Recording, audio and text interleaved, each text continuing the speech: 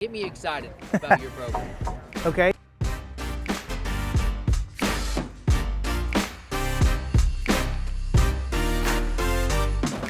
Go up and the full process of it is pretty cool to watch. This is going to give you the hands-on experience. You're going to get to come out and have fun. It's going to be cold some days. It's going to be really hot some days.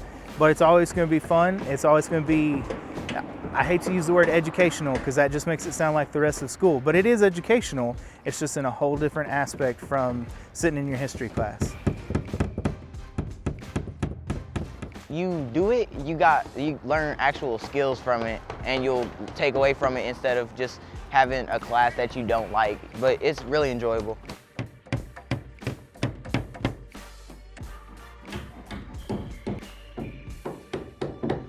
Yes, I know I've actually been partnered with several students who have worked with me in the field after they graduated here, and I know of quite a few more that have gotten jobs out in the field that are still working to this day in the field.